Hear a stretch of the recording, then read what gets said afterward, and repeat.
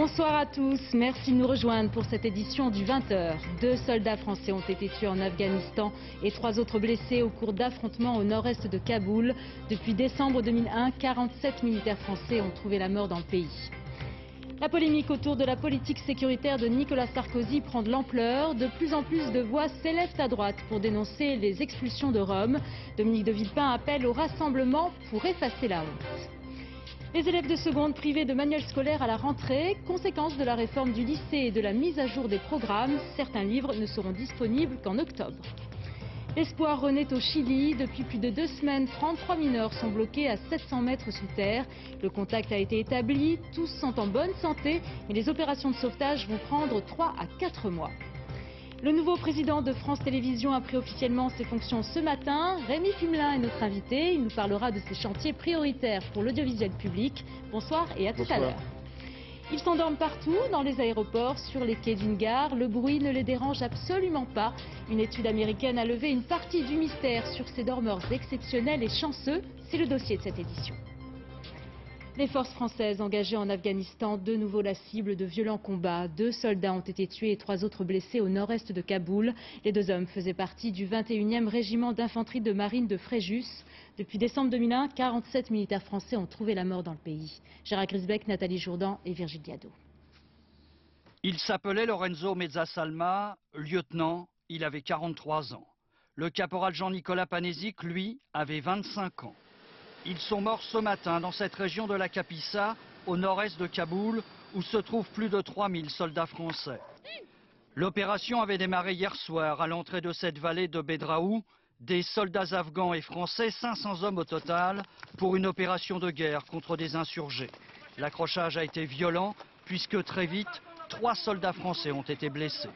Ces blessés ont d'abord été évacués en véhicule blindé en direction de la base opérationnelle de Tagab, puis par hélicoptère en direction de l'hôpital militaire de Kaboul. Un peu plus tard dans la matinée, 2 de nos camarades ont été mortellement atteints par des tirs. Les 2 soldats ont été tués au moment où leur unité se repliait. C'est la première fois que le 21e régiment d'infanterie de marine subit des pertes. Ces hommes sont en Afghanistan depuis le mois de juin. Bien sûr, aujourd'hui à Fréjus, là où se trouve leur caserne, chacun exprime sa douleur. C'est quelque chose qu'on fait partager à toute la communauté du régiment, que ce soit les hommes comme les familles. C'est quelque chose qui nous touche.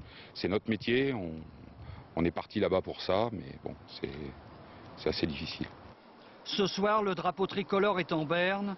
Depuis 2001, 47 soldats français ont été tués en Afghanistan. L'Afghanistan où cela fait maintenant 237 jours que sont retenus en otage nos confrères de France 3, Hervé Guéquière et Stéphane Taponnier ainsi que leurs 3 accompagnateurs. Je vous rappelle qu'ils réalisaient un reportage dans le pays pour le magazine Pièces à conviction. Nous reviendrons sur leur détention avec Rémi Fimelin, invité de ce journal. Il y a aujourd'hui sur notre drapeau une tache de honte. Dans une tribune publiée dans le journal Le Monde, Dominique de Villepin ne mâche pas ses mots pour dénoncer la politique sécuritaire de Nicolas Sarkozy. Et il n'est pas le seul à droite à s'exprimer sur le sujet. De plus en plus de voix s'élèvent et remettent en cause les expulsions de Roms menées en France ces derniers jours. Hélène Hugues. Dominique de Villepin franchit une nouvelle étape dans sa critique contre la politique sécuritaire de Nicolas Sarkozy, avec des mots d'une rare violence. Il y a aujourd'hui sur notre drapeau une tache de honte, écrit l'ancien Premier ministre de Jacques Chirac, et de poursuivre, il aura suffi d'un discours à Grenoble pour que tout bascule, de la lutte contre l'insécurité à l'indignité nationale. Il y a une semaine déjà, un de ses proches comparait les méthodes employées aujourd'hui contre les Roms à celles utilisées contre les Juifs sous l'occupation. Aller à 6 h du matin dans un campement où les femmes et les hommes et les enfants et les vieillards qui vivent là n'ont pas de caravane, n'ont pas de voiture, ils n'ont rien. En plus, les trier, les hommes d'un côté, les femmes de l'autre, avec les enfants. Et si les femmes réagissent, on leur dit on va vous séparer des mômes. Mais c'est quoi ça? Ça, ce sont les rafles. Jean-Pierre Grand a aussitôt été rappelé à l'ordre par l'UMP.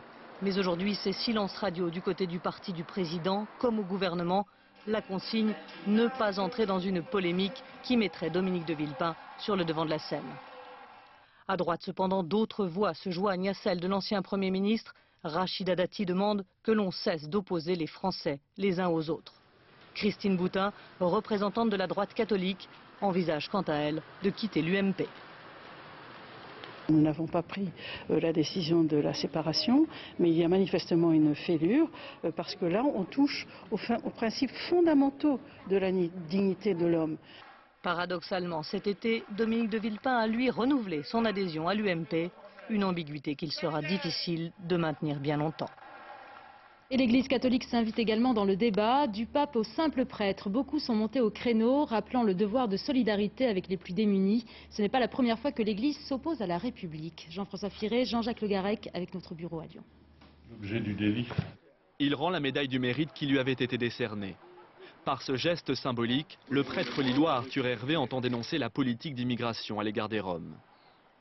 Hier, c'est le premier des catholiques, Benoît XVI, qui a lui aussi critiqué le gouvernement, plus feutré, sans jamais citer Nicolas Sarkozy. Pourtant, en appelant, qui plus est en français, à la fraternité universelle, c'est bien un message politique qu'a livré le souverain pontife. Brice Hortefeux, le ministre de l'Intérieur, prend note. Je suis ministre des cultes et j'ai un dialogue permanent et d'ailleurs respectueux et fructueux avec l'ensemble des religions. Ça signifie tout simplement que si certains souhaitent me rencontrer, moi je serai tout à fait heureux de le faire pour écouter ce qu'ils ont à me dire. L'Église peut-elle critiquer les choix politiques d'une république laïque, comme la France? Rien ne l'en empêche et d'ailleurs elle ne s'en prive pas, notamment sur les questions d'immigration. 1996, l'église Saint-Bernard à Paris sert de refuge à 300 sans-papiers. La scène se répète 6 ans plus tard en l'église Saint-Ambroise, puis dans la basilique de Saint-Denis. Ce lieu, Monseigneur Gaillot, l'église catholique a le devoir de s'exprimer chaque fois qu'elle constate une atteinte à la dignité humaine. L'église n'est jamais elle-même sans les exclus.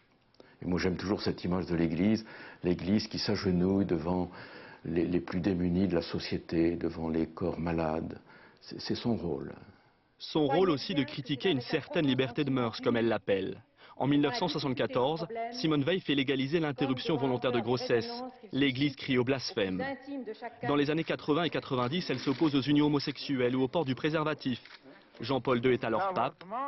Lui aussi s'exprime en français. Meurtre, les menaces contre la vie deviennent plus insidieuses. L'Église tend le flanc à la critique. On l'accuse de conservatisme. On aura en permanence cette ambivalence, ce contrebalancement entre une ouverture sur les questions de société, droits de l'homme, droits des immigrés, droits des Roms à vivre en paix dans notre pays, et on aura parallèlement une position et des positions très rétrogrades, très intransigeantes sur les questions de morale familiale, de morale sexuelle, et je dirais d'une manière générale, sur l'éthique d'une manière générale. Mais l'Église aura aussi fait plier les gouvernements. En tête du cortège ce 24 juin 1984, des prêtres. Ils réclament le retrait de la loi Savary sur l'école libre et sont suivis par près de 2 millions de personnes. François Mitterrand suspend son projet. Les millions de catholiques français restent un électorat à ne pas négliger. Dans moins de 10 jours maintenant, tous les élèves reprendront le chemin de l'école. Une rentrée un peu particulière pour les lycéens de seconde qui risquent de se retrouver privés de manuels scolaires à la rentrée. Conséquence de la réforme du lycée et de la mise à jour des programmes, certains livres ne seront disponibles qu'en octobre. Un casse-tête pour les professeurs, les éditeurs et bien sûr les élèves. Antoine Gaveau, Florane Ruchmann et Régis Maté. Feuilleter les manuels scolaires comme avant chaque rentrée. Mais cette année, Catherine Maillet-Virol est obligée de les consulter sur Internet. Ça permet, avant même la rentrée, de pouvoir se rendre compte de leurs qualités respectives. Elle est professeure d'histoire géo en seconde et doit bientôt faire le choix de l'ouvrage qu'elle fera acheter à ses élèves. Problème, les manuels n'ont toujours pas été édités. Le plus embêtant, c'est que la première semaine ou les 10 premiers jours, il n'y aura pas de manuel pour les élèves. Donc ça suppose pour nous de leur distribuer des photocopies qui auront été prises ici ou là. Car avec la réforme du lycée, les programmes de seconde ont changé dans 9 matières. Qui dit nouveau programme dit nouveaux livres à imprimer. Et ça prend du temps. Normalement, ces enseignants reçoivent leurs livres au mois de mai. Mais comme vous pouvez le constater, les programmes ont été publiés le 29 avril au bulletin officiel. Et donc, évidemment, il n'était pas possible pour nous d'imprimer les livres au mois de mai. Il a fallu les faire. C'est des livres très compliqués à faire, très longs. Autre problème, le prix. 9 nouveaux livres, c'est plus de 200 € à débourser. Certaines régions prendront en charge la dépense, mais pas toutes. Alors les parents des 500 000 élèves de seconde devront mettre la main à la poche. Il faut ajouter à ça aussi ceux qui sortent de seconde et qui ne vont pas pouvoir revendre leurs bouquins d'occasion. Donc qui eux aussi vont subir une perte financière. Donc il y a comme ça 1 million de personnes qui est concernées. Pour le moment, le ministre conseille aux élèves de consulter leur manuel en ligne et annonce que les livres seront partout disponibles d'ici à la mi-octobre. Aux États-Unis, la rentrée des classes a déjà eu lieu dans certains États et elle s'annonce pour le moins difficile pour les établissements publics qui manquent cruellement de moyens. Cette année, les parents ont eu la fâcheuse surprise de découvrir des articles surprenants dans la liste des fournitures. Reportage de Loïc Delamornay et de Laurent Desbois. Course de rentrée des classes dans ce supermarché de Floride. On ne plaisante pas avec les fournitures. La liste demandée par les établissements scolaires est très précise. Nous devons avoir 3 boîtes pleines de stylos.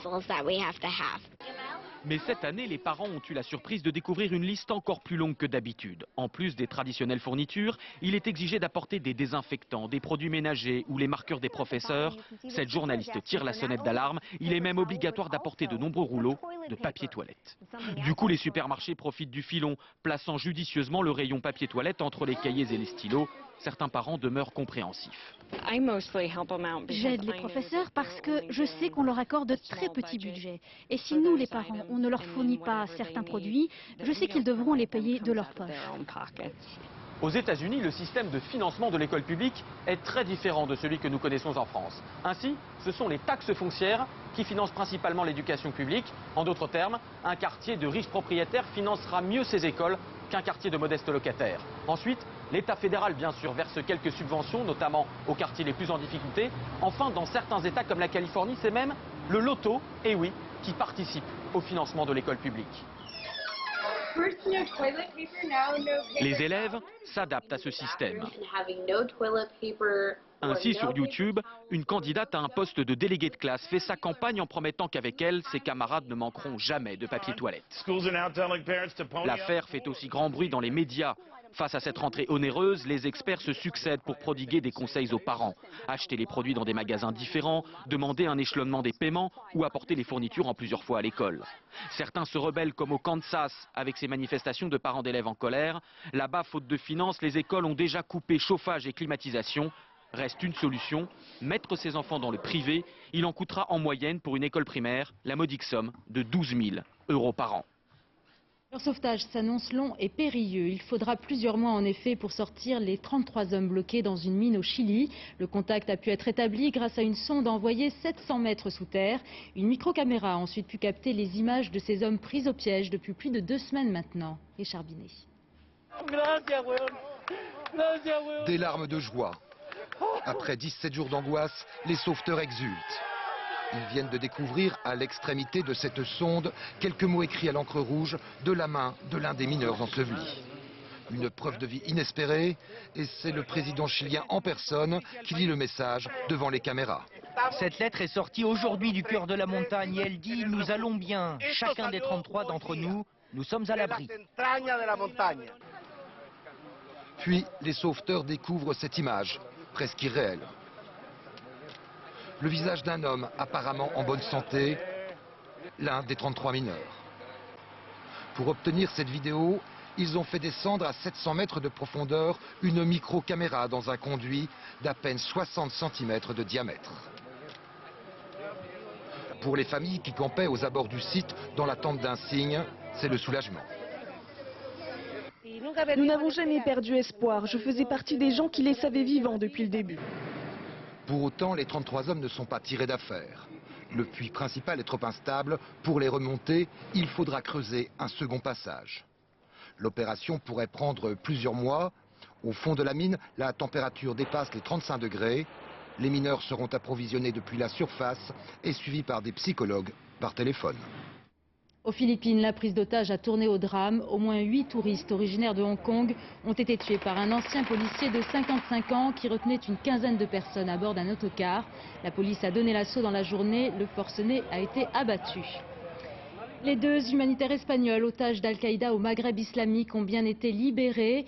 Après avoir passé 268 jours en captivité, ils sont sains et saufs. L'information a été confirmée par le chef du gouvernement espagnol, José Zapatero. Les 2 ressortissants sont attendus en fin de soirée à Barcelone. Peut-être la fin du service militaire obligatoire en Allemagne. Le ministre de la Défense envisage de réduire le nombre de soldats de métier dans la Bundeswehr. Il souhaite réduire le budget et privilégier une armée plus petite mais plus efficace et capable de mener des opérations diverses. Réaction à Berlin avec Arnaud Boutet et Nicolas Ducrot. Plus qu'un simple pactage, elle constituait un symbole.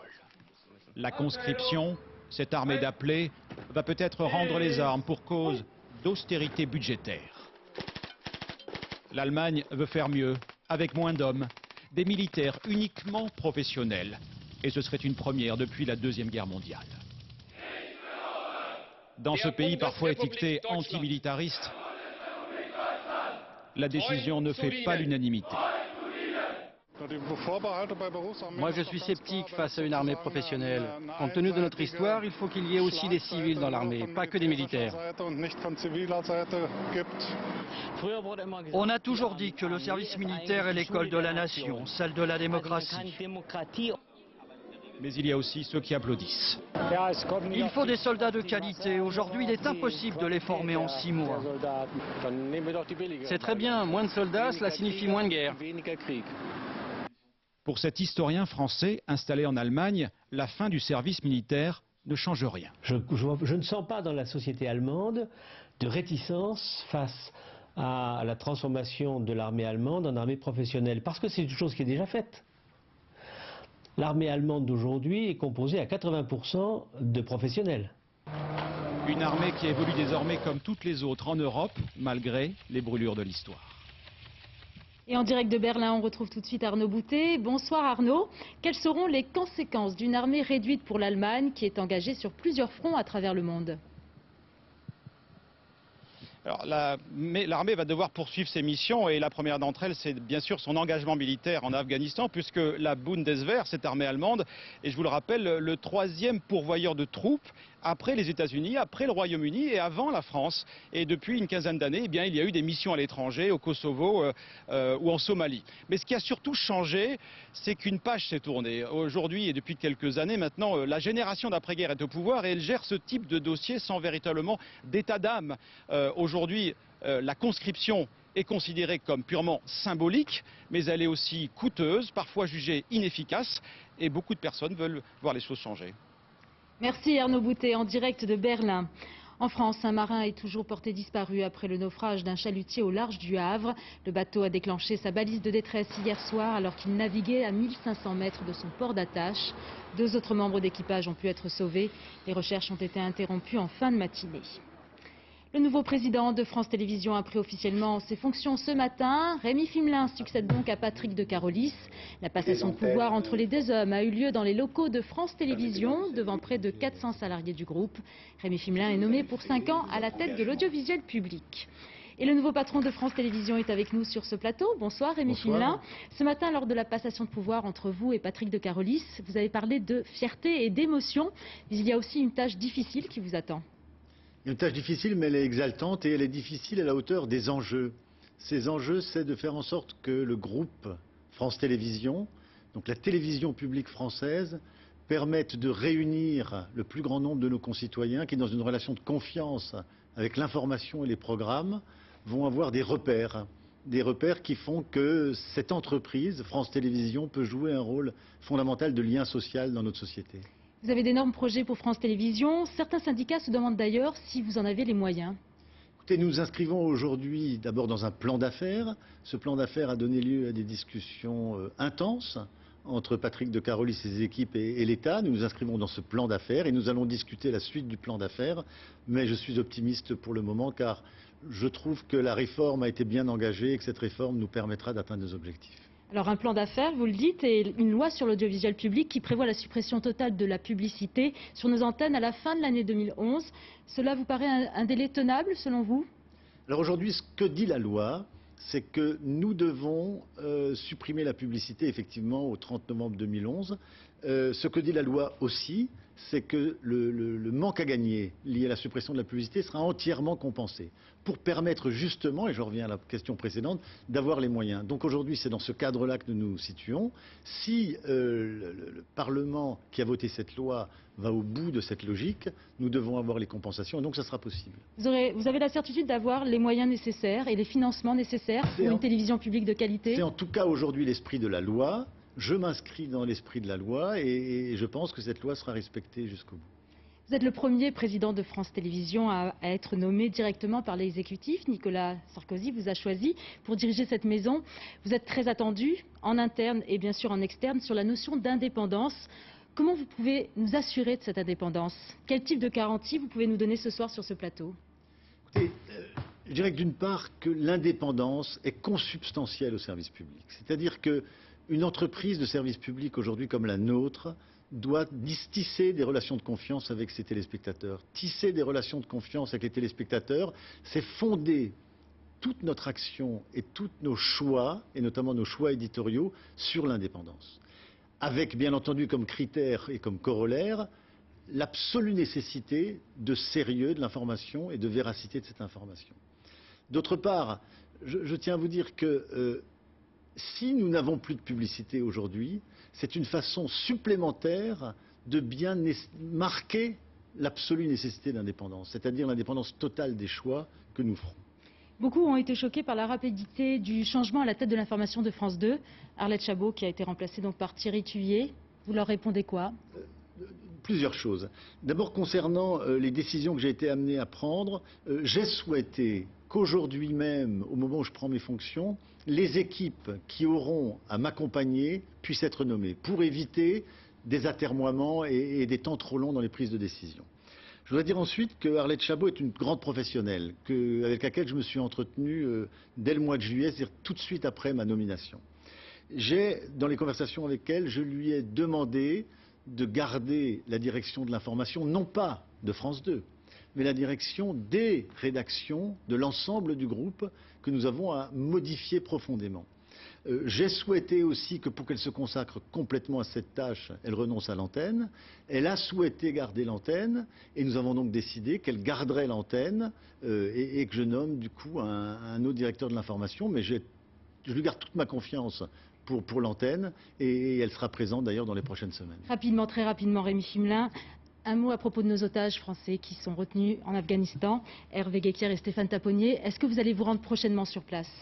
D'abord, je voudrais dire que c'est ma priorité et avec Patrick de Carolis, dès ce matin, nous avons pris contact avec les familles avant même la passation de pouvoir, que je me rendrai en Afghanistan dès que cela sera nécessaire et si à très court terme il faut que je m'y rendrai effectivement. Merci beaucoup Rémi Fimelin d'avoir répondu à nos questions.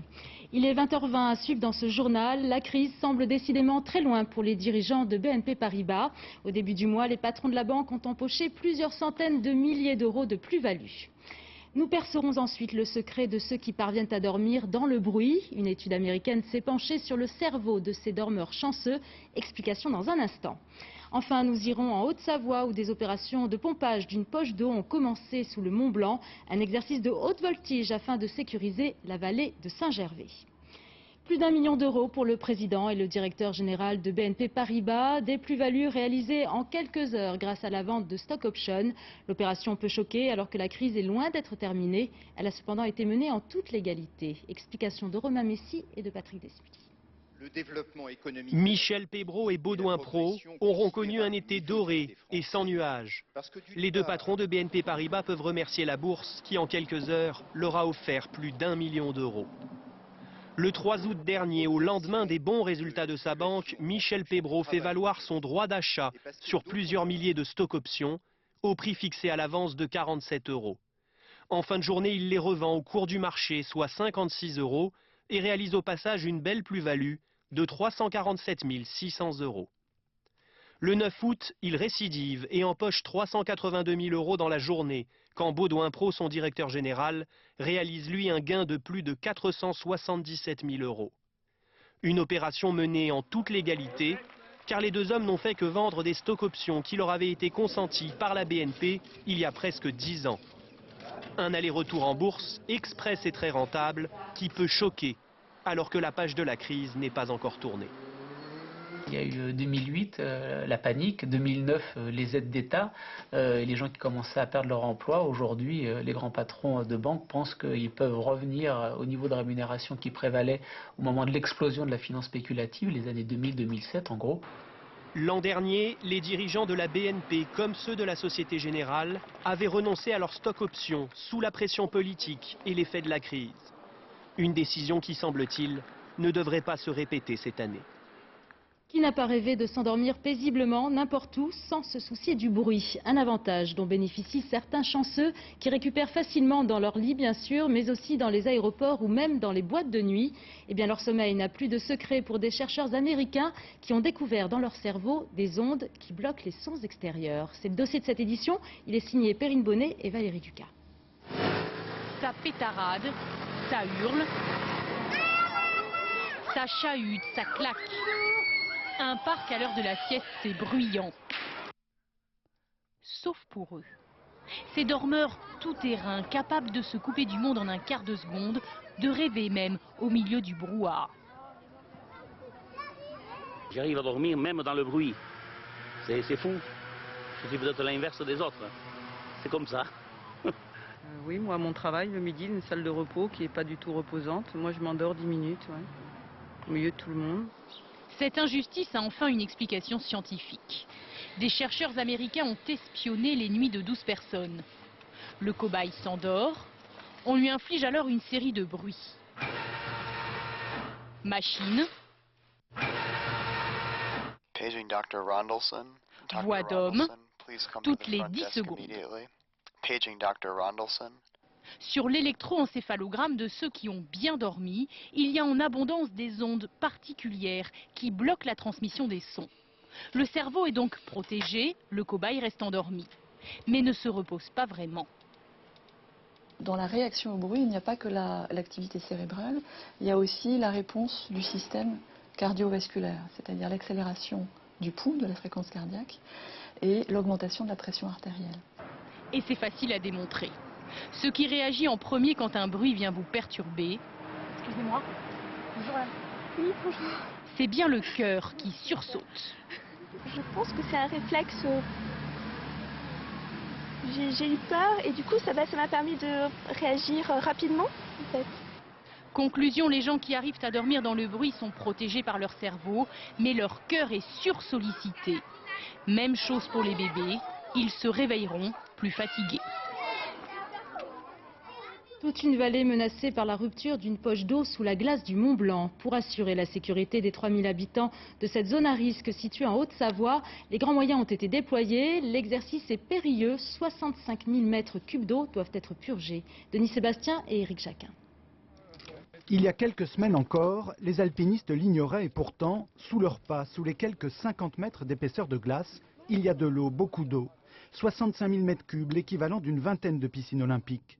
À 3200 mètres d'altitude, le glacier de Tête-Rousse menace de libérer ce réservoir qui s'est formé au fil du temps. Le danger, c'est la rupture de la glace et donc que l'eau dévale jusqu'à Saint-Gervais, depuis 3200 mètres jusqu'au plus bas de la commune à 580 mètres, et qu'on ait un scénario identique à celui de 1892. 1892, même phénomène, même quantité d'eau ou presque. Le glacier s'était brutalement vidangé. Rochers, arbres, maisons, l'eau avait tout emporté sur son passage. Il lui avait fallu à peine 30 minutes pour atteindre le bas de la commune. 200 personnes avaient été tuées. C'est pour éviter ce scénario catastrophe que dans 2 jours, des travaux de pompage vont démarrer. D'abord un forage qui sera fait à l'eau chaude sous pression, donc des puits verticaux faits dans la glace, et après un pompage via des pompes immergées dans le glacier pour restituer l'eau dans le milieu naturel autour du glacier. Dans l'immédiat, les habitants sont sensibilisés au risque. Image à l'appui, on leur a montré l'eau qui stagne au-dessus de leur tête. Un système d'alerte a été mis en place en attendant la purge du glacier. À Saint-Gervais, 3000 personnes sont concernées. Les travaux de pompage devraient durer jusqu'au mois d'octobre prochain. Depuis ce matin, il a retrouvé sa place au musée Léopold de Vienne. Le portrait de Wally du peintre expressionniste autrichien Egon Schiele est resté sous clé durant 12 ans. Les tribunaux américains se sont longuement penchés sur l'une des plus célèbres demandes de restitution d'œuvres d'art spoliées par les nazis. Le mois dernier, le musée a accepté de payer 15 millions d'euros pour récupérer la toile. Bernard Lebrun. Une page d'histoire, Ce matin à Vienne, au musée Léopold, le portrait de Wally d'Egon Schiele a retrouvé sa place, 14 ans après. Et l'on ne sait pas très bien ce qui provoquait le sourire de sa conservatrice. Depuis 3 jours, elle est aux anges, la dame. Certainement pas à cause de l'amende de 15 millions d'euros qu'elle devra verser à la justice américaine. Non, mais il y a ce nationalisme autrichien, cette fierté. Et puis Schiele, le plus grand peintre contemporain de ce petit pays qui attire tant les touristes. Alors en effet, bienvenue à Wally. Fut pourtant un temps pas si reculé où Egon Schiele, comme on l'appelle en France, était considéré comme un peintre dégénéré par un autre peintre autrichien. Du dimanche celui-là, un certain Adolf Hitler. Au temps de l'Anschluss en 1938, dans les rues de Vienne, il ne faisait pas bon être galeriste d'art d'origine juive et exposer Schiele. Le tableau fut accaparé par les nazis. Jamais dénazifié par les Alliés, l'Autriche a récupéré les biens des autres sans s'interroger sur leurs origines. Ces musées comptent nombre de tableaux spoliés aux familles juives. Une innocence qui conduisit en 1997 le musée Léopold de Vienne à exporter ce tableau à New York pour l'exposer. Et c'est au MoMA, le musée d'art moderne, que le portrait de Wally fut saisi par la justice américaine, un précédent. 14 ans après, vendredi dernier, le tableau volé pendant la guerre est revenu des États-Unis. Pour payer l'amende, le musée Léopold devra vendre certains de ses chefs-d'œuvre. Mais enfin, les héritiers de la petite galerie de Vienne ont obtenu réparation. Avant de vous quitter, je vous rappelle l'une des informations principales de ce journal. 2 soldats français ont été tués en Afghanistan et 3 autres blessés au cours d'affrontements au nord-est de Kaboul. Les soldats français appartenaient au 21e régiment d'infanterie de marine de Fréjus. Depuis décembre 2001, 47 militaires français ont trouvé la mort dans le pays. Le Premier ministre François Fillon et le ministre de la Défense Hervé Morin ont salué le professionnalisme et le courage de nos forces qui œuvrent quotidiennement au service de la paix et de la sécurité. C'est la fin de cette édition, merci de l'avoir suivi. Dans un instant, la météo de Laurent Romeshko à 20h35. N'oubliez pas votre série Castle. Demain à 13h, vous retrouverez Nathanaël de Rinxin. Très bonne soirée et à demain 20h.